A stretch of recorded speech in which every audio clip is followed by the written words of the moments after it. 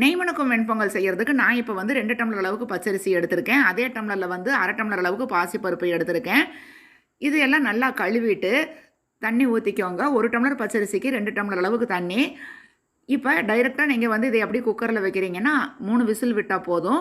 நான் குக்கரில் தண்ணி ஊற்றிட்டு அதுக்கப்புறமா இந்த பாத்திரம் வந்து வைக்க போகிறேன். அதனால் நான் வந்து 5 விசில் விட்டு எடுக்க போகிறேன். இப்போ இது வந்து விசிலெல்லாம் அடங்கின உடனேவே இந்த பாத்திரத்தை எடுத்து வெளியே வச்சுட்டு அதில் கொஞ்சமாக உப்பு சேர்த்து அப்படியே கரண்டியால் வந்து நல்லா மசிச்சு விட்டுக்கோங்க. ஒரு வாணலியில் கொஞ்சமாக சீரகம், குருமிளகு, முந்திரி, கருவேப்பிலை, பெருங்காயத்தூள், இஞ்சி எல்லாமே போட்டு நல்லா வணக்கிட்டு அதை வந்து இந்த வெண்பொங்கலில் வந்து அப்படியே கொட்டிடுங்க. அதுக்கப்புறமா கடைசியாக கொஞ்சமாக நெய் ஊற்றிடுங்க. இப்போ மணக்க மணக்க நெய் சுவையோட ஐயராத்து வெண்பொங்கல் நம்மளுக்கு ரெடி ஆயிருச்சு. சாம்பார் சட்னியோட இது சாப்பிட்றப்ப வேறு லெவல் டேஸ்ட்டோட அவ்வளோ சூப்பராக இருக்கும். கண்டிப்பாக நீங்கள் எல்லோரும் ட்ரை பண்ணி பாருங்கள்.